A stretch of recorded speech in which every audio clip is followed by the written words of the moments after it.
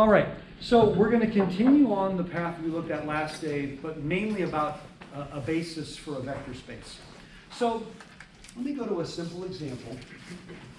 I have some set S. I'm going to make this fairly simple.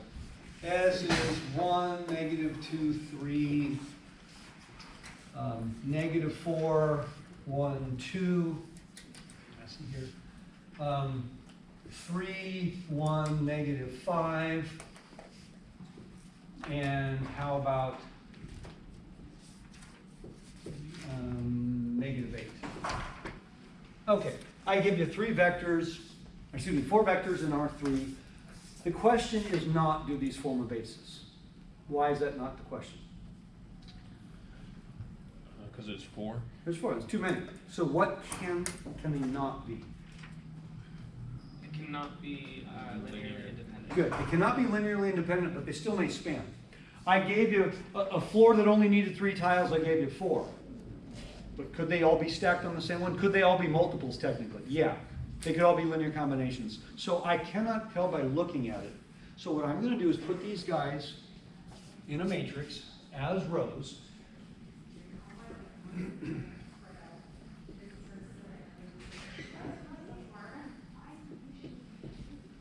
Now, I know I'm going to get a row of zeros. I might get 2 rows of zeros, might get 3 rows of zeros. We know we're going to get 1 because I have too many. So we do row operations. So let's do 4 row 1s plus row 2.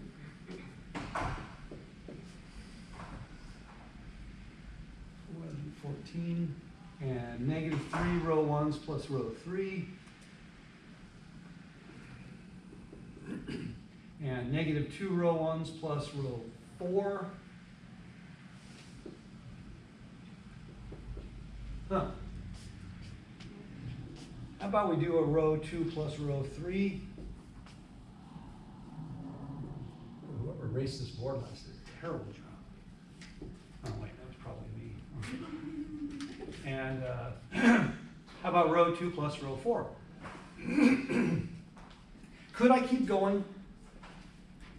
Yes, but I don't really need to. I could. It might even make things easier in the long run, but I can probably stop. Does the set S span R3? No. Because there's only 2 left. The last 2 were combinations of the first 2. Okay. Therefore, the set S absolutely spans something. Anything you could put down on a piece of paper will span something. So if I took every conceivable linear combination of the vectors in S, that would be the equivalent of taking every conceivable linear combination of those 2 rows, wouldn't it? Because the other 2 rows were already combinations of the first 2 vectors. Are you with me on that? So if I said consider every conceivable linear combination of these, that would be the span of S. But we agree it's not all of R3. In geometric terms, this is easy. What would it be in geometric terms? A plane. It would be a plane in R3, right? Something maybe going across. So we would say then the span of S is, or it's the same as saying S spans the following thing. The language you use isn't that important. So the span of S is a 2-dimensional subspace of R3 because the vectors live in R3. So S was either going to span all of R3, think geometrically, it was going to span a plane in R3, it was going to span a line in R3. What's the only way I could have got that result?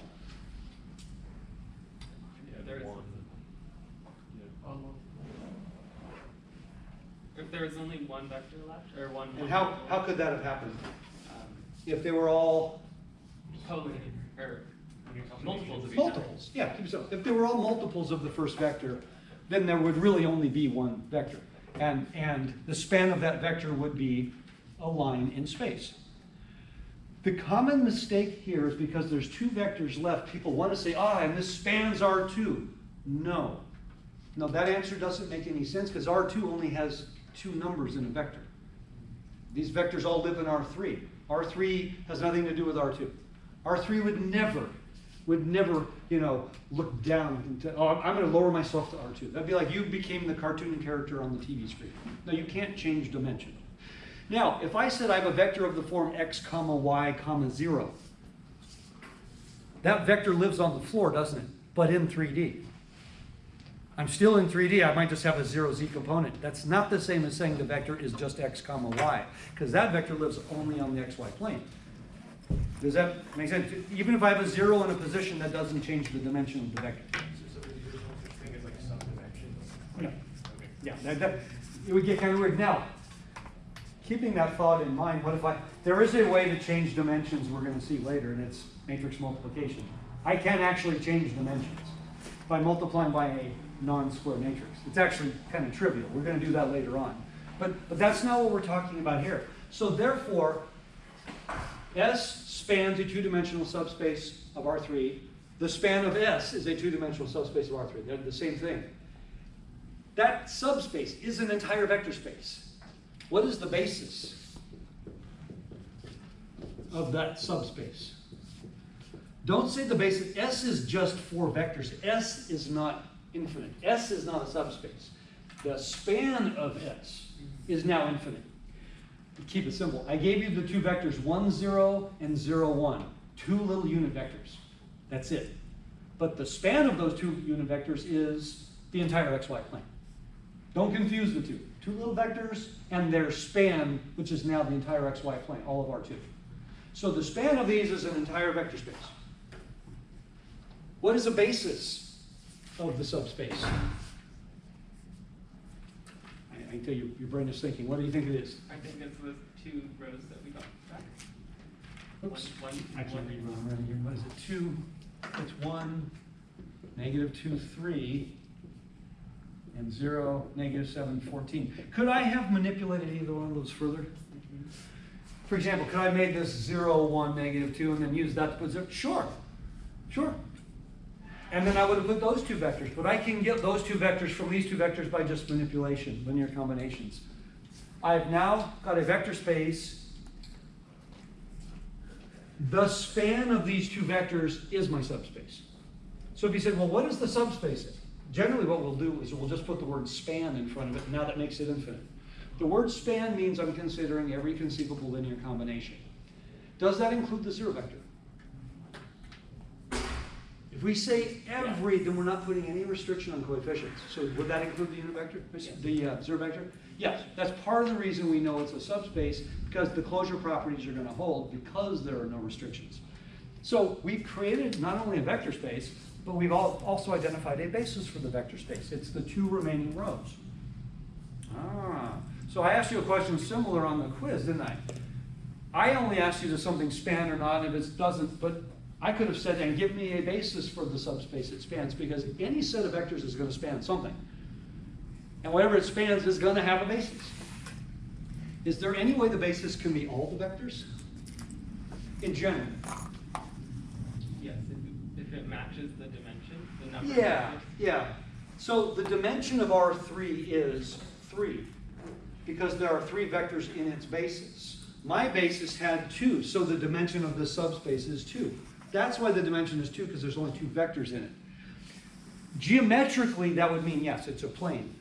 But what if we're in R7? And I have 5 vectors at the end. You can't give that a geometric description because I'm too big of a dimension, but we'd still say a 5-dimensional subspace of R7. That's still the correct language. Okay? And there's nothing wrong with that. I just can't draw a picture. I can't think about it because it's too high. But the language doesn't change. So this is a really nice way of doing things. Now let's keep going. Let's look at that matrix now. Let's suppose the problem started with the matrix. Okay? The rows of this matrix live in R3, clearly. Tell me about the columns of this matrix.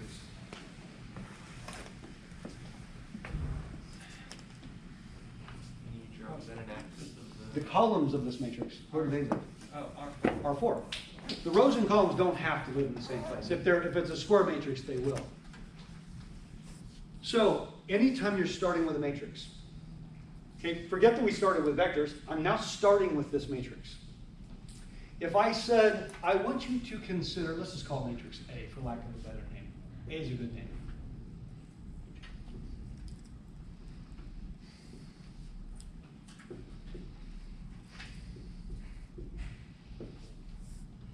I want to consider the rows and the rows only.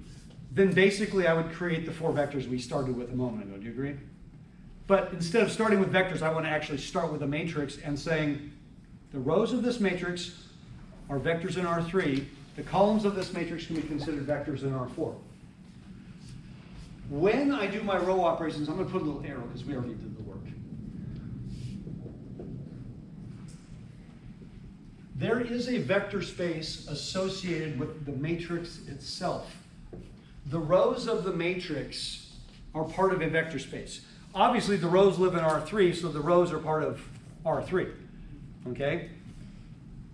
The rows I have left over form a basis of something. Now remember, I got rid of the opening of the problem. I'm just starting with the matrix. So we say these 2 rows as vectors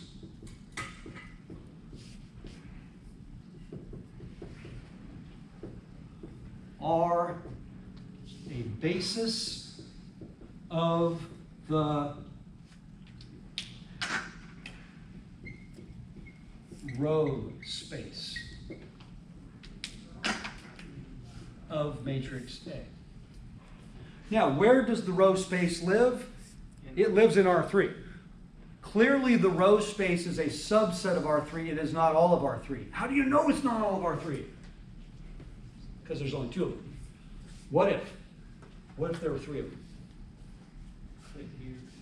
Then the row space of A would be R3 because they would have the same basis. Remember, it's always about dimension. Dimension is the number of elements in the basis. Oh, okay, that makes it kind of clear, I guess. If I only consider the rows, these are the only rows left over when I'm all done. So these would form a basis of the row space of A. That's it. Next, what is the dimension of the row space of A? That's a lot of writing. Some textbooks, I'm not a big fan of this because I don't like too many abbreviations, but some textbooks will just say R of A. I'd rather use words. Remember, row space of A, because there's another R word we're about to introduce, and it can easily get confused. We do have words that sound similar that are used in the same context, but they don't mean the same thing. Yikes. The dimension of the row space of A is called the rank of A. That's why I'm not a big fan of abbreviating at this point. The dimension of the row space is called the rank. And what would that be in this case? 2. Because there's only 2 vectors in its basis. Oh, okay. That makes sense. The dimension of the row space is called the rank. Now let's look at the column space. Oh, but the problem is I can't do column operations. No, I can't. But what can I do? I can do row operations on the transpose. So that's what we're going to do next. We're going to consider a transpose.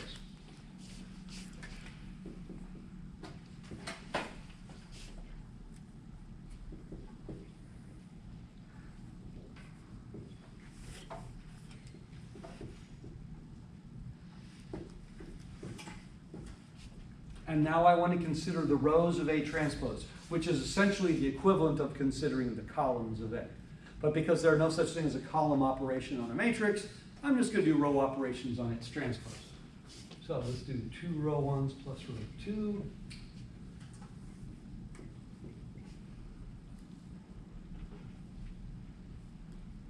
And negative 3 row 1s plus row 3.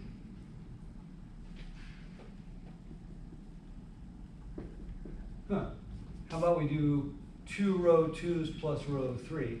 Yeah, of course you're seeing some of the same numbers. It doesn't look exactly the same, but you see some similarities.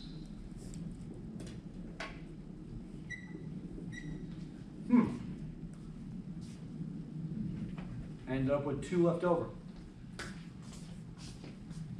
So a basis of the row space of A transpose, and I'll put in parentheses, That's the same as saying the column space of A.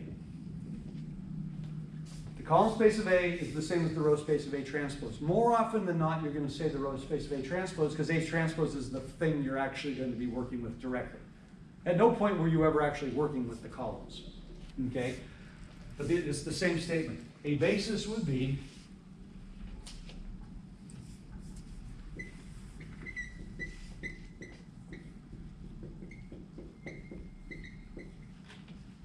agreed?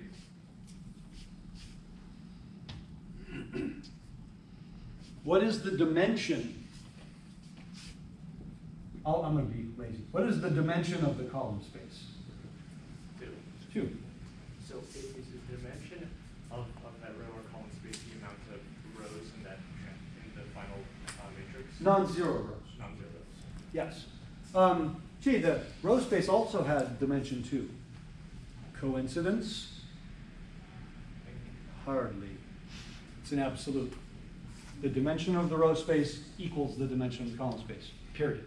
And we're going to see that over time, but a lot of that we can't really see until we get to chapter 6. When we get to something else. Then it's really, really easy to show that. But for now, the dimension of the row space has to equal the dimension of the column space. So the rank of a matrix, yes, it's the dimension of the row space, but it's also the dimension of the column space. So it doesn't matter which way you look at it, you're going to get the same answer every time. Okay? So far, so good? But my rows lived in R3, my columns lived in R4. There's like some missing dimensions there. Do you agree? There's some numbers there that aren't quite accounted for. So that's sort of the next thing we're going to look at. All right. What if we did the following? I want to solve AX equals 0.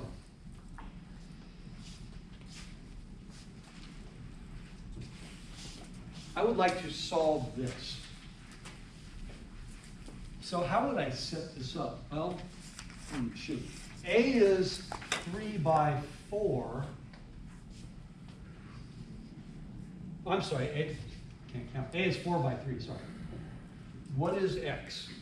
I'm going to multiply that in a second. 3 by 1. This is 8X. It's got to be 3 by 1. Otherwise, I would have an incompatible multiplication. Do you agree? And therefore, what is the shape of my 0 vector? 4 by 1. Ooh. See, these don't match, do they? They don't match because my coefficient matrix is not square. Turns out this is the most important equation we're ever going to solve. That's the most common equation we're ever going to solve. I didn't start with a system of equations, did I? I started with a matrix. There is no system of equations. There's just a matrix. Most of us think matrices only exist to solve systems of equations. Now that's a low-level use. That's like saying derivative only exists to find the slope of a tangent line in 2 dimensions. We know derivatives are way beyond that. Integrals only exist to find the area under the curve. No, they're way beyond that. Matrices, we introduce them to solve systems of equations. I'm just starting this problem with a matrix. There is no system of equations.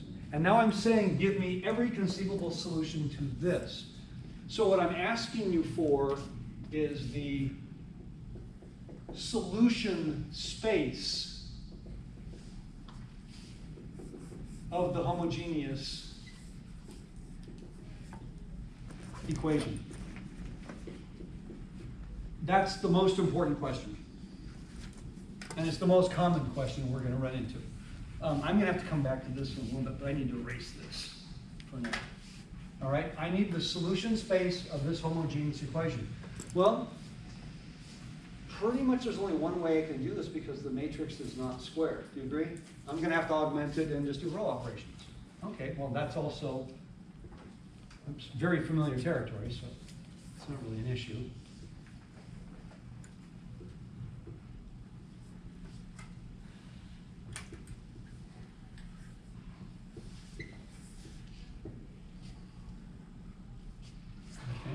So let's do this. I'm pretty sure we're going to do exactly the same row operations we just did, right? To do the row space. Do you agree? It'll be the same operations in the same order. So 0, -7, 7, 0, and then -3 of these. So 0, 7, negative 7, 0, and then negative 2 of these. So 0, 7, 7, 0. But because I'm going to have to parameterize, I want to put some 1s in it, make it easy. So I'm going to do 1 7th row 2. So 0, negative 1, 1, 0.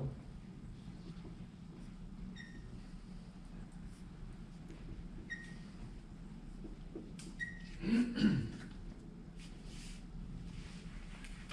they be, This one? 14, negative 14, negative 14? Did I? Oh, For the third column, Yeah. of the, 4 of these. Oh, I have 7s. They should be 14s. Yes, thank you. and the They fourth should be row 14s. negative. Thank you. These should all be 14s. Is that correct? Yeah. Yeah.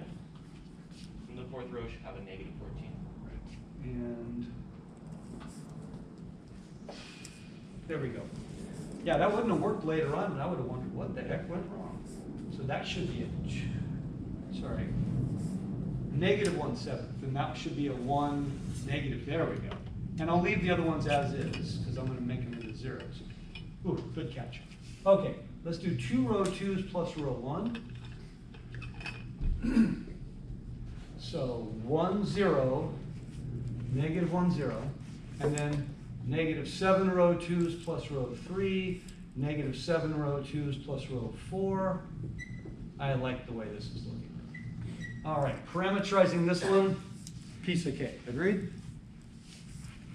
So we're about to state the solution space to the homogeneous equation. That means I want every single vector that exists that makes this statement true. We know the 0 vector makes it true. Will we have non-trivial solutions here? Yes, How do you know? because there are more unknowns than equations. Because there are more unknowns than non-zero rows, than equations. Therefore, we have to parameterize. That's why I went ahead and put the extra zeros in. So we will absolutely guarantee to have non-trivial solutions. All right? So how about if I do this? Let's let x3 equal t. Then what would x2 equal? 2t? So what will x1 equal? T? Agreed? T. So we'd say any vector of the form t, 2t, t. Can I factor the t out? Can I do that? Yeah, that's one of the advantages of a vector answer versus an ordered triple. So every multiple of this vector would work. Is the parameterization unique? No, but the answer actually is. Well, what if I said, let's call x2 to be my t? Then I would have had fractions, but I still would have ended up with a multiple of this vector no matter what I did.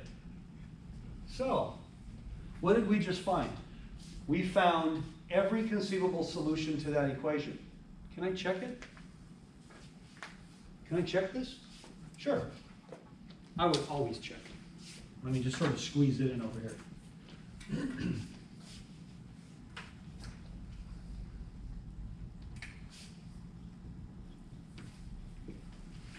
1 minus 4 plus 3 of them, 0. Negative 4 plus 2 plus 2 of them, 0. 3 of them plus 2 of them minus 5 of them, 0. 2 of them plus 6 of them minus 8 of them, 0. So I know it worked. There are an infinite number of solutions, but they're all multiples of 1, 2, 1. We have found an entire vector space. The solution set to that equation is a vector space. What is its dimension? 1. 1. And does it have a basis? Yes. What would it be? Itself. No. Oh, I see. A basis does not have a parameter, ever. A basis is the vector that I'm multiplying or taking linear combinations of. Okay, everybody got that? That's my basis. I said this is considered the most important vector space there is. We have just found, if I write it this way, the span of this is the entire subspace. It's every one of these. And this is called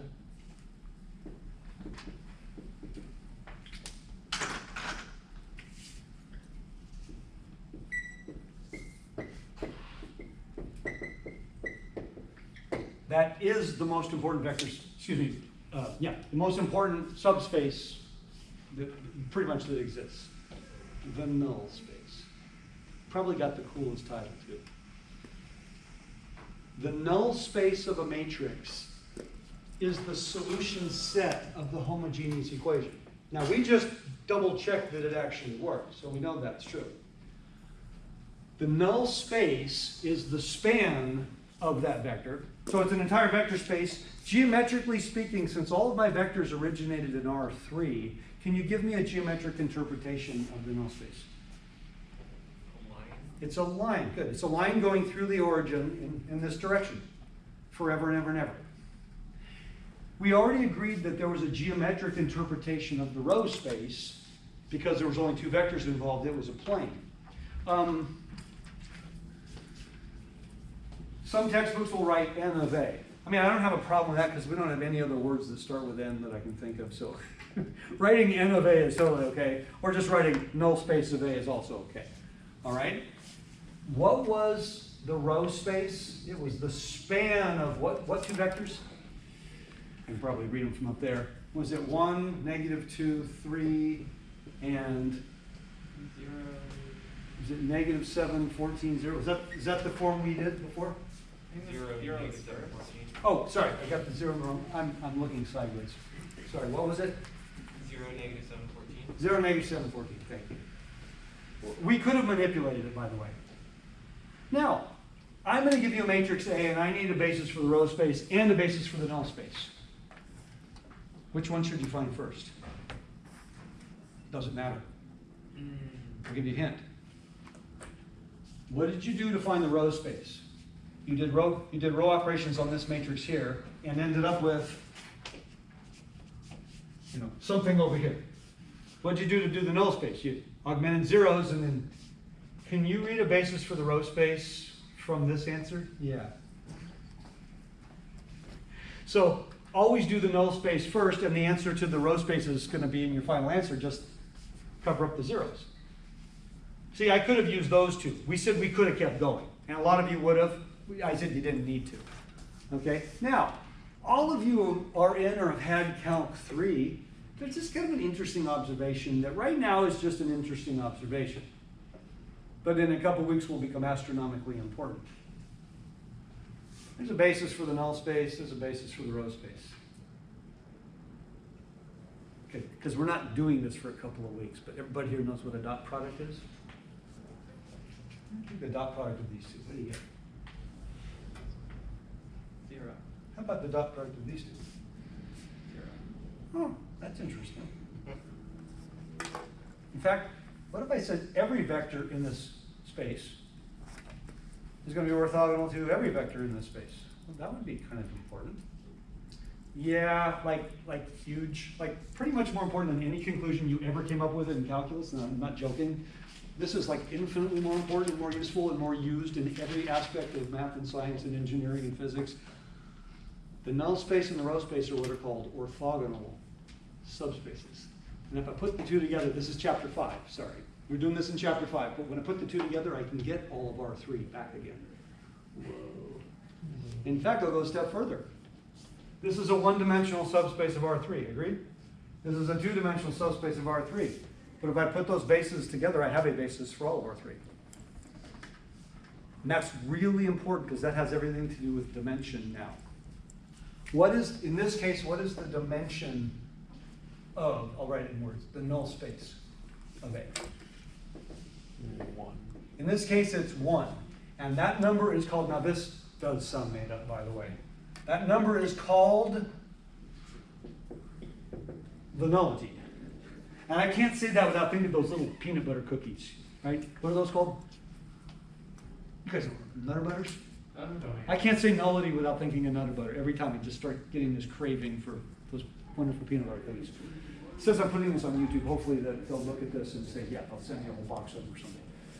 Yeah, they're even better than the Girl Scout cookies, you know. The dimension of the null space is called the nullity.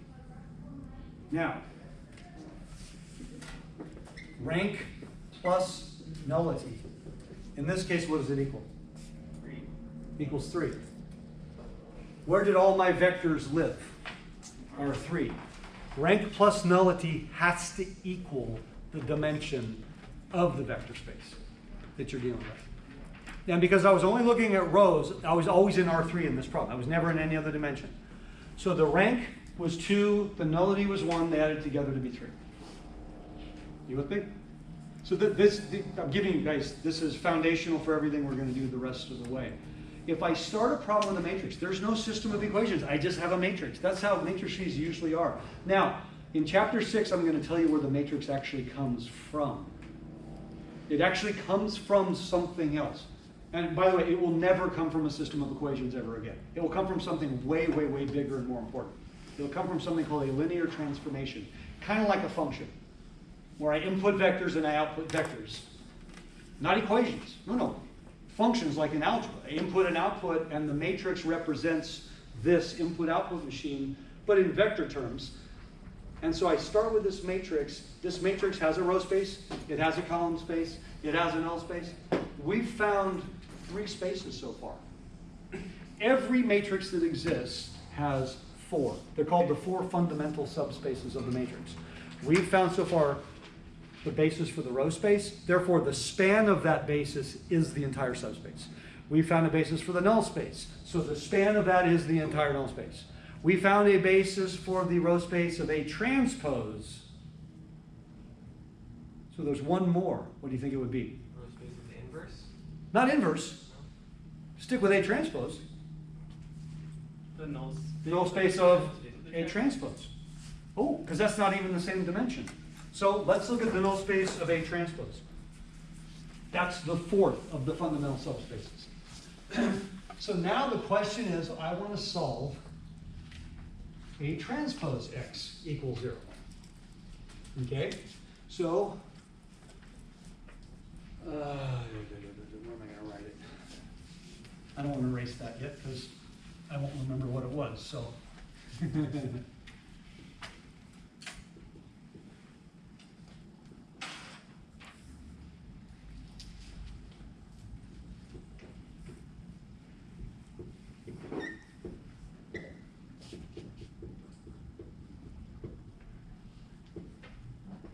You notice something very different about this one? The x vector is now in R4, but the zeros are now in R3. Huh. Remember I said only through matrix multiplication can you change dimension. I am literally inputting a vector in R4 and I'm outputting a 0 vector in R3. That can be done through, I'm not changing a vector in R4. No, I'm inputting it into a problem and I'm outputting something else. Yes.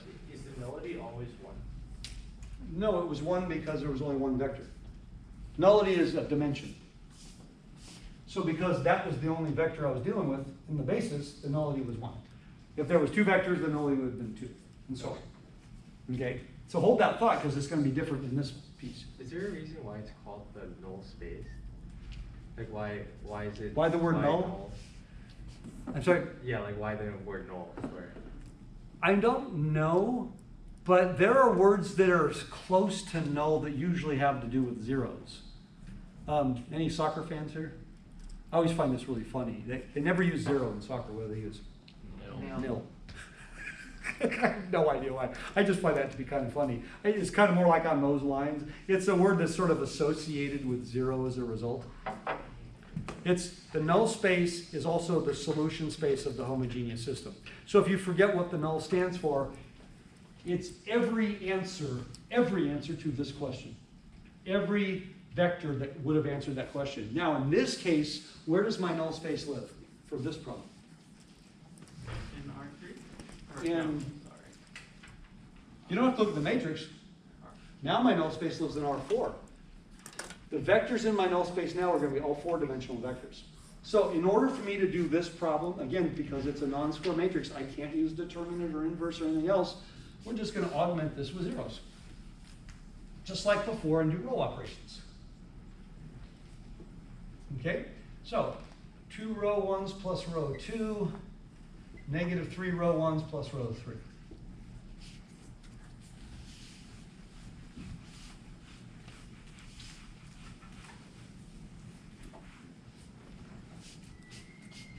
All right, so 1, negative 4, 3, 2, 0. So 0, negative 7, 7, 7, 0, and then 0,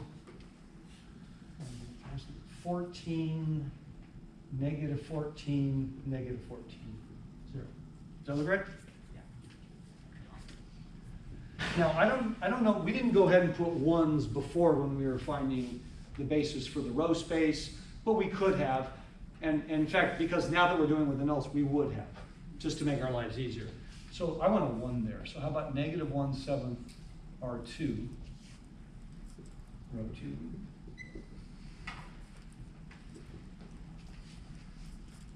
This is right with the 14s this time, right?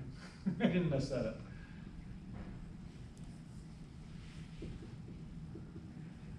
Okay, so let's do 4 row 2s plus row 1.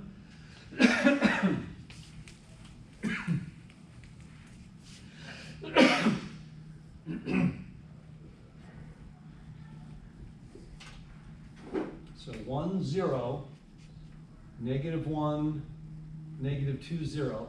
And then let's do negative 14 row 2s plus row 3. All right, let's go ahead and parameterize this.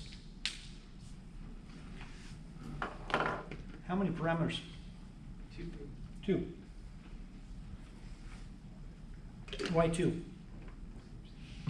overlapping. Well, there's 2 rows and there's still 4 unknowns. It's always the difference. The mistake that a lot of us make is we look at the row of zeros and say, ah, there's a row of zeros, therefore, no. You can have a row of zeros and not parameterize at all. Oh. If I give you 4 vectors in R3 and the span is R3, that means I'm going to have 3 vectors left over when I do my row operations. There would be no parameterizing. Even though I have a row of zeros. No, it's not the row of zeros, it's how many non-zero rows that matter. It's always the non-zero rows. So now, when I parameterize, what's the most logical choice? Which variables? S and T. No. That's your parameters. Which x1, 2, 3, 4? Which 2 should I use? 3 and 4 because they're the only 2 that show up in multiple columns. A lot of people just say, let me just pick the ones at the end automatically. That's probably safe because of the way we put zeros in, but it really comes down, if I pick either one of these as a parameter, I'm gonna do way more work to find the other guys. So I'm gonna choose, let x3 be S and x4 be T. And if I do that, then what's x2? T plus S. Yeah, S plus T. And then what is x1? S plus 2T. Like this. So, any vector of the form S plus 2T comma, S plus T comma, S comma T. Any vector of this form will satisfy that equation. But I can do way better than this. Let me move this up here so you can all see it. How about I write it like this?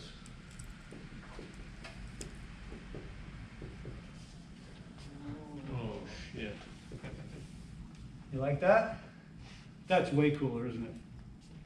Because we're not writing our answers in ordered triple, we're writing in vector form, I can then factor things out and write it as a linear combination. You cannot do that with points. There is no algebra of points, but there's algebra of vectors.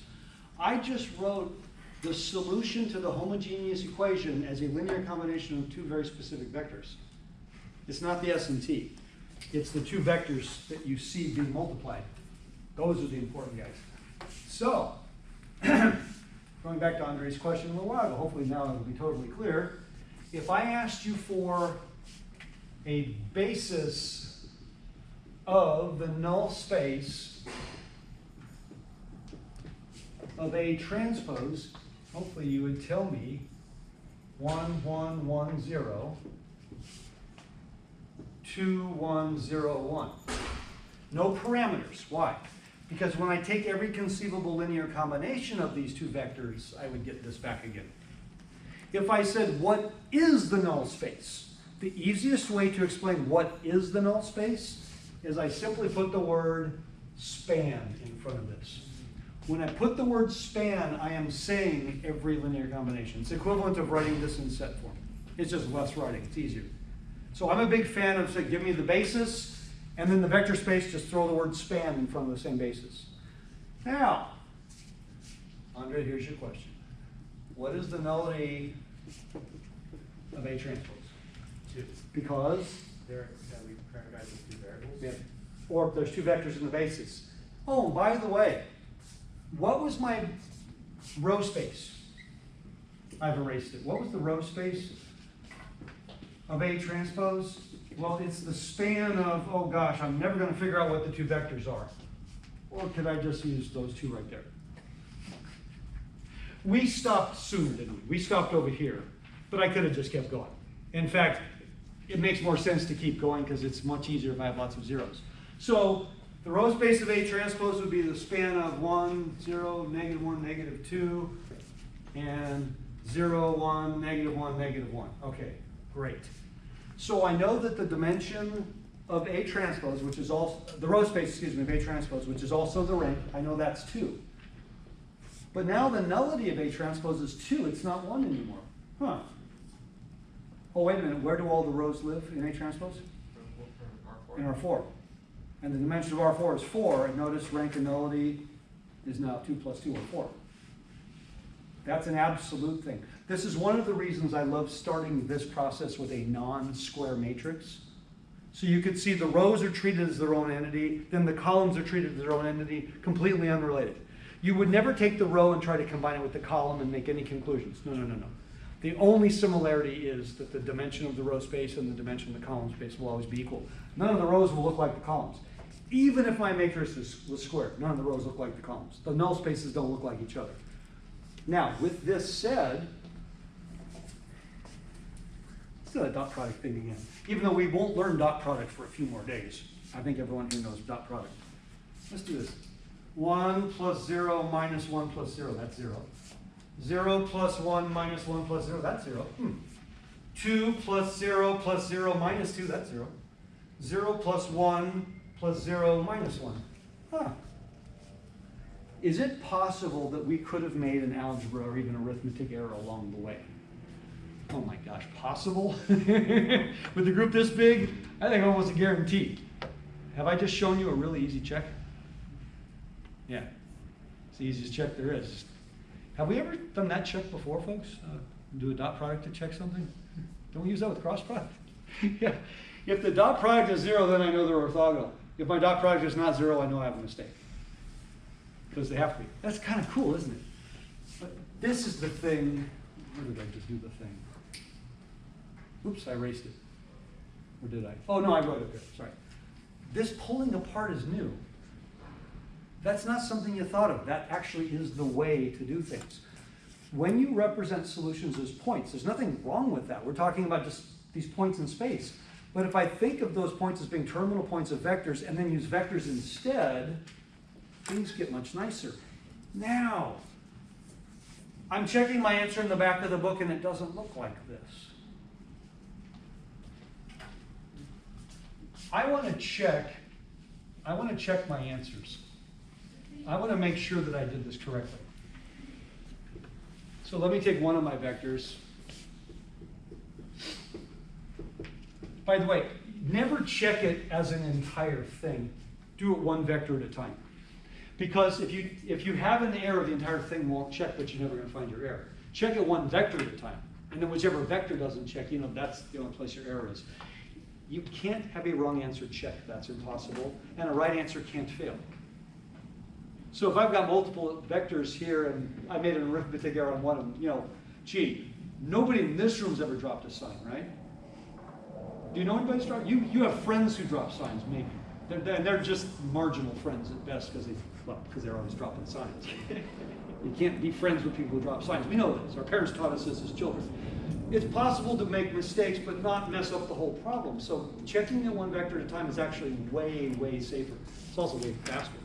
All right, so 1 minus 4 plus 3 plus 0, okay. Negative 2 plus 1 plus 1 plus 0, okay? 3 plus 2 minus 5 plus 0, okay, great. I checked it. By the way, I don't see a vector in this. I see a matrix. A column matrix is a vector. So therefore, is a column matrix as an answer to this question acceptable? Absolutely. And which is better? The answer is yes. It's a context thing.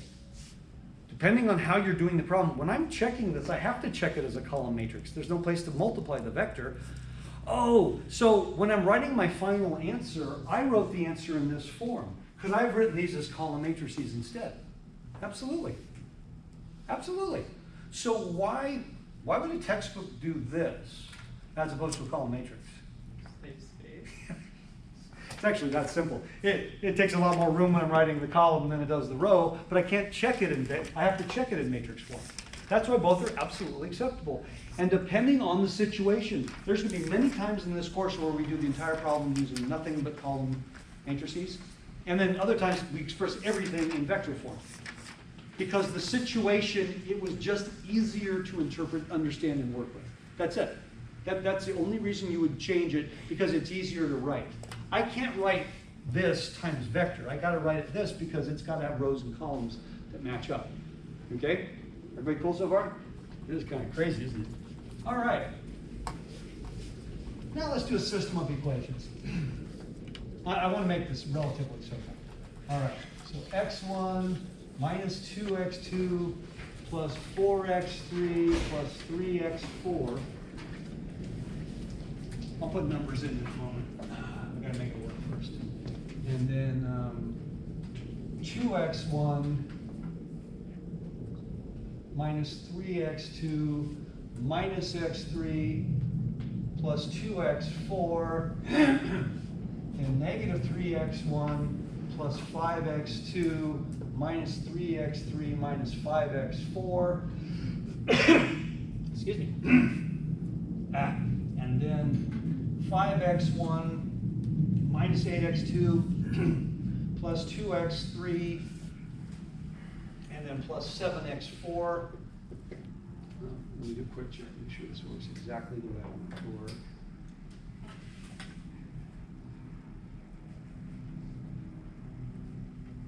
Okay. All right, so then we're going to get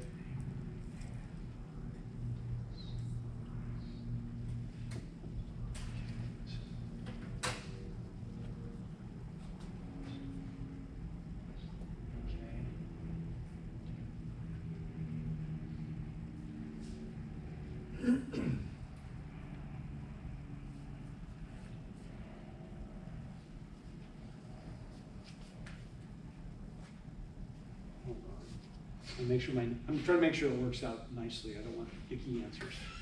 Icky answers, well, they're below average.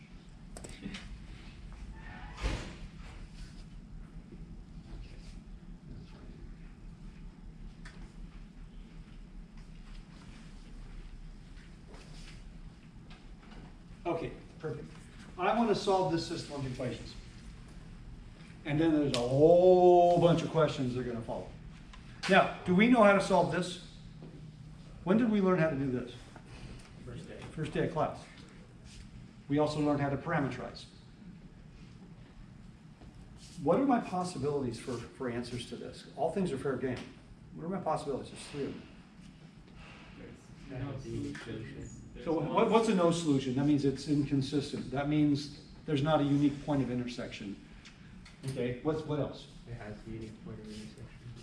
It has a unique answer. I have a unique solution. There's one point in 4 space, we'd say. Or the system is dependent and I have to parameterize. Okay? That's the most common problem that we're ever going to see.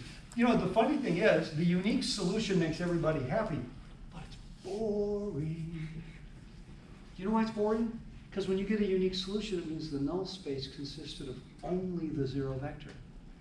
Who wants that? You know, having a party and I'm inviting all the local null spaces and this one only had a 0 vector. You realize how boring that would be? One vector that basically is a point? No, I want null spaces that, you know, are vibrant and alive and thriving. The most common question we will deal with is things that are consistent but dependent and have null spaces. The most important questions we're going to ask later on in the course. The most important problems that exist in linear algebra, the answers all come from the null spaces. And the null spaces aren't going to be zero vectors, because then there's really nothing there. So let's do this. I'm giving you glimpses, but you know what to do. Now, could I try to do this using a determinant or an inverse? Yes. Yes. What's the drawback? Take forever. 4x4. Well, yeah, those things, obviously, but I could have a computer. What's the drawback of a determinant or an inverse? What if? It's not square. No, it is square. The coefficient matrix is square, that's not the point. What if the determinant is 0? Then that won't work, and no inverse exists. So I'd be doing a lot of work that was a waste of time. Can I use Cramer's rule? Not if the determinant's 0. That only works if there's a unique solution. So all of our techniques that we know, all the other ones, substitution, addition, all of those techniques only apply when it's a unique solution, lest we forget. Right? Even the graphing solution doesn't work if it's parallel, does it? Oh, okay. So this is the best way to go because I don't know. Plus, I'm probably faster at this than I am at the other ones anyway. Like you said, it's 4x4. Make sure I don't write any of these incorrectly. Does that look right?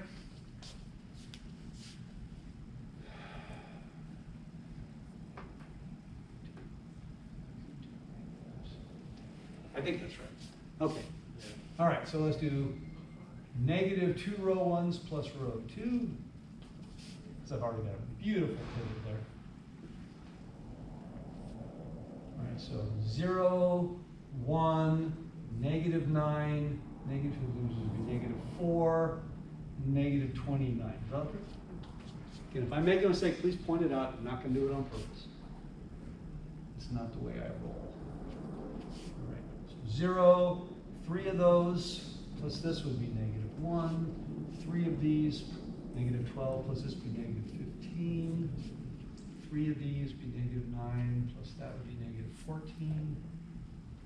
And then 3 of those.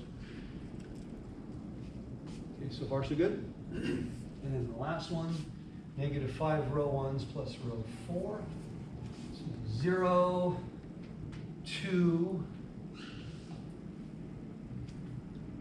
negative 5, 10, 20, so negative 18, negative 15 plus that would be negative 8, and then negative 50, so negative 42. Would that be negative Did I mess that up? Hold on. 58? Negative, oh, sorry. Negative 58. Shouldn't row That's what I'm at. Do we have a boo-boo there? Okay. Negative 2 of those, negative 2 of those, negative 2 of those. Okay, row 2 looks okay. What about row 3, column 3? Okay, hold on. So it's 3 of those, negative 1. 3 of those, that should be a 7. Is that right? I think it should be a 9. 9. That's even better. Okay. 3 of these plus this, still negative 14. Does that look okay? I think I had, for the third row, I had 0, negative 1, 9, 4, 29. Okay, hold on. Did I write that? Let's make sure we wrote this down correctly. Okay, so 3 of those. That's my biggest concern is the writing it down correctly part. That's why I got to step back. So 3 of those will be negative 1. 12 minus 3 is 9. 9 minus 5, so I've got negatives all over the place, don't I? That should be a 4, okay. And then 3 of those, you know what, I was doing negative 3, wasn't I? Yeah. That's why I was, all my mistakes, I was doing negative 3 of these. So 3 of those plus this should be 29. Okay, I think it's okay now. Good. That's why I got you guys. Okay. When you're standing that close, I'm the only one that can't see the errors.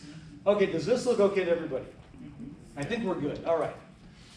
Let's take that pivot and let's go up. 2 row 2s plus row 1. I don't want to find the error later. I would have found it later. I'd rather find it now. So 1, 0, 2 of these, that would be negative 14. 2 of these would be negative 5. 2 of these, negative 58 plus that'd be negative 48. All right, let's do row 2 plus row 3. And I think we're going to get all zeros, aren't we? Let's do negative 2 row 2s plus row 4. And I think we'll also get all zeros. Huh, looky here. Now, we definitely wanted to put zeros above because it makes parameterization significantly easier. Okay? How many parameters? Two. Why? Two equations with 4 unknowns. Yeah, 2 non-zero rows, 4 unknowns, 4 variables. Now, because my coefficient matrix was square, this is the one time the number of rows of zeros actually does matter.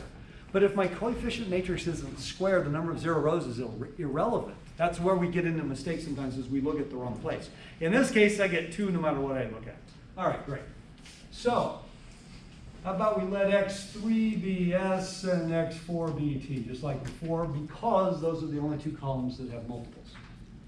With that, what would x2 be? Now, this is really easy. I said just throw that over, throw that over. So it would be what? 9s plus 4t. Think of this negative 29 as already on the other side of the equation, right? These 3 things are on the left. This is on the right side. Throw that over, I throw that over. Same thing here. x1 is going to be 14s plus 5t minus 4t.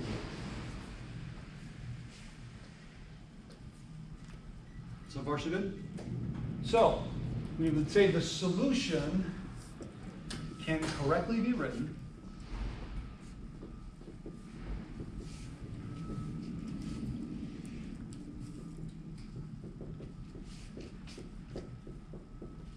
Now let's do what we did before. Let's pull it apart. The pulling it apart is actually really, really simple. You don't have to do this in stages. So the way I want to pull it apart is look at every term that has an s and only look at the s terms. So what would I have? 14,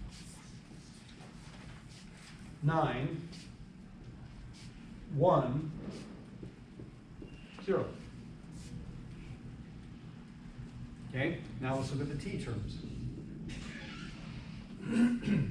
5, 4, 0, 1. Is there anything left? I have some constants in there, don't I?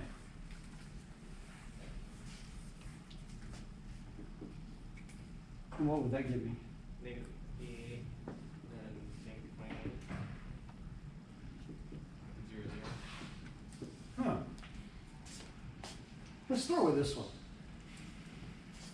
And get out your calculators. I love the fact that I have lots of zeros. That definitely makes my life a little easier. All right, so you said negative 48, negative 29, 0, 0. So negative 48 minus 2 times negative 29, and that in fact does equal 10. Okay, good. In fact, it's going to check. It's going to check in all 4. I'm just being lazy. Okay. Let's take 14, 9, 1, 0. 14, 9, that's negative 4, plus 4, plus, wait, that's 0. Huh, how about 5, 4, 0, 1? 5 minus 8, that's negative 3. 0 plus, that's also 0. That didn't give me the 10. No, it didn't. Why? Because these guys are associated with the null space. They are the solution space to the homogeneous system. How do I know that? Easy. If I had made all of these zeros, tell me what would have been different about this problem. All of these would have been zeros. And I would have had no constant terms, but I would have had the same parameterization. So we have special names for these guys. Those 2 vectors combined, we call x, h. By the way, we use the exact same notation in differential equations. It's the solution set to the homogeneous system. If I had made all those zeros, this is the solution set to that one. And then we call this one xp, p for particular solution. If I change the numbers on the right side of the equal sign, it's a huge question. If I change the numbers on the right side of the equal sign, does the homogeneous solution change or does it stay the same? It's the same. Stay the same because it only had to do with the zeros. Will the XP stay the same or change? It'll change with every set of numbers you put on the right. Ah, so does that mean that this had a unique solution? No. Just for fun, let S and T both be 1. Then I would have 14910 plus 5401 plus this, which would now be a new vector in R3, and it will satisfy all 4 of those equations. In fact, every linear combination of these guys, when added to this, will satisfy that. Why? Because these guys always gave me a 0, and then I have this. So it turns out, if you had parameterized this differently, which would probably not have been a great idea, this would not have looked the same. Ooh. This is not a unique solution. In fact, just for fun, 5401. I'm going to add 5401. So it's going to be this, 1. Okay, this will satisfy all 4 of those. Any combination of these added to this will satisfy all 4 of those. That's why I'm saying this is not unique. This is what I got with this parameterization. But there's an infinite number of potential XPs. Just take the one you got right now. These guys are the important thing. So, I'm showing you a new way to represent a solution to a system of equations. This is actually considered the general form. We didn't know this at the beginning because we were just learning how to parameterize and we hadn't really worked vectors into the answer yet, had we? So now we see if I'm solving a system of equations, I can always answer the equation in the form XP or XH plus XP. That's actually considered sort of the universal norm because now I can pull them apart. The XP turns out not important at all. The XP was about these numbers. The XH was about my coefficient matrix and that only. Ah, that's really what it always comes down to. So now, I have a coefficient matrix in this problem. Agreed? I'm going to go and I'm going to segment this off. I'm going to call this matrix here matrix A.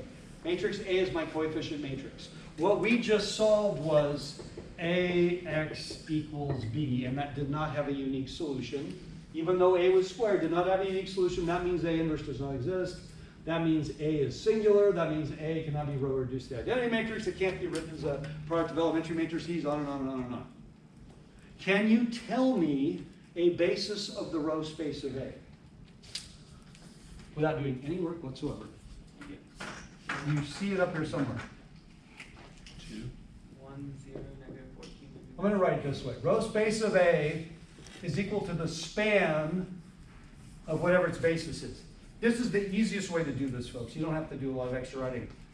Whatever the basis for the row space is, the row space itself is just the span of that basis. And what would that basis be? 1, 0, negative 14, negative 5. Comma. 1, negative 9, negative 4. Wait, why are you ignoring these last numbers? Because they're not part of the coefficient matrix. They're the constants on the other side. Here's another easy way to know that you don't look at those last numbers. Where do the rows of the coefficient matrix live? No, where do the rows live? In R4. So that basis better be in R4. The only error that any human being ever makes is they include these last numbers, which now makes them vectors in R5. That's how you know it's not correct. Remember, I asked you about the coefficient matrix. Coefficient matrix is 4 by 4. So every vector I come up with has got to be in R4. You just told me a basis of the rows, or you haven't told me it. Okay, what's the null space of A? And I'm going to write it as span once again because that just takes a lot less writing for me. Okay? Do I have that answer up here? It's those two guys. So how about 14, 9, 1, 0, and 5, 4, 0, 1. The row space of A is the span of these two vectors The basis of the row space of A is just these two vectors. That's the distinguishing. The basis is the two vectors. The entire subspace is the span of those two vectors. What is the rank of A? What is the nullity of A? How do you know you're right? Because they add to 4. Yeah. If they didn't add to 4, we have a problem. By the way, anybody check dot product? If I take either of these two and dot them with either of these two, I get 0, which means any linear combination of these dotted with any linear combination of these will also be 0. That's a good thing. If they weren't 0, we'd have a problem.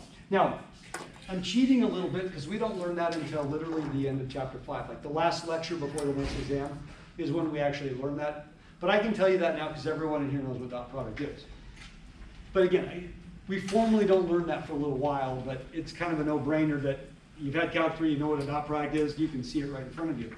So even though I started this problem with a system of equations, can I still ask you about the 4 fundamental subspaces of the coefficient matrix A?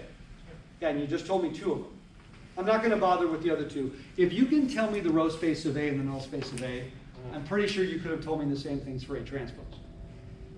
But I want to know about dimension now. Okay, the row space of A transpose, what is its dimension? 4. Oh, no, sorry. I'm not hearing a lot of definitive answer. Two. I love it. 2? Oh, right. Are you sure? No. The row space of A transpose has dimension 2 because the rank is the same for the rows and the columns. Tell me about the nullity of A transpose. 2. How do you know? Not because the nullity of A is 2. No. Because the columns live in R4 and rank plus nullity has to add up to 4. Because this was a square matrix, the ranks are always the same, but the nullities were also the same because they both had to add up to the same number 4. In the previous example, they didn't add up to the same number. That's why I always start this process with a non-square matrix, so you can see that there might be differences. But understand, in the real world, in the big picture, we will primarily be working with square matrices. And the reason is, a lot of the future analysis we do will involve determinants, and perhaps even inverses, which can't be done if it's not squared.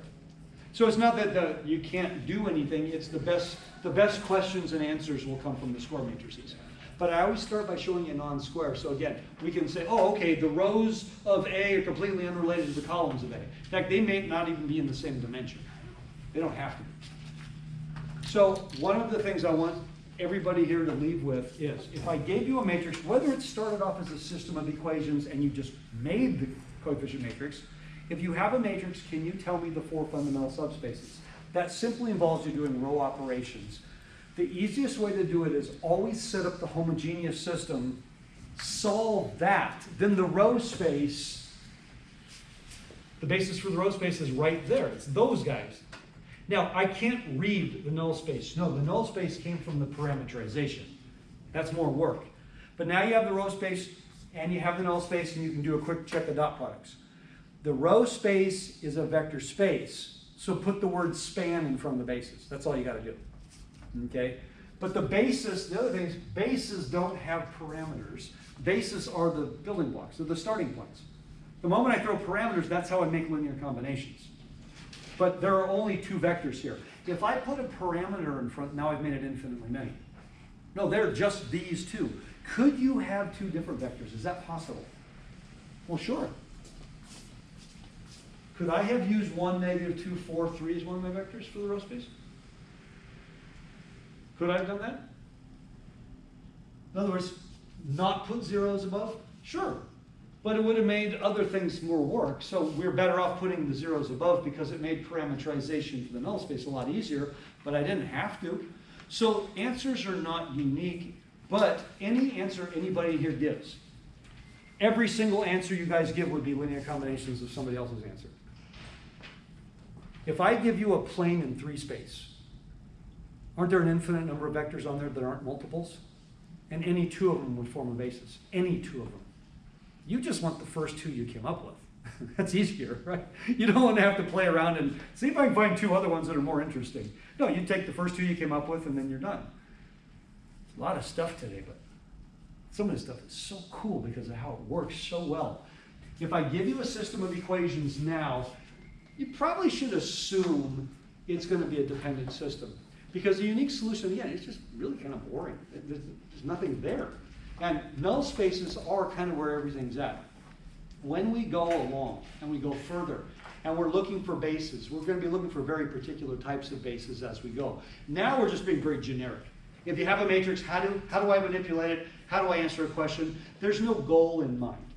These are just exercises in manipulation right now so we can get used to how to do the steps and how to read an answer. We will start becoming more specific and say, okay, here's our ultimate goal. You know, I'm going to give you something that produces this matrix now. I want you to tell me about it. Okay? So there's a whole lot of stuff that's coming up. The abstraction will start waning now over the next couple days. Now, I'm going to warn you. The two most absolutely hateful lectures of the entire semester from an algebra point of view are sections 4.7 and 6.4. It's the most tedious algebra. It's like fractions on steroids. Everywhere you go, you can't avoid them. It's tedious, but it's absolutely necessary.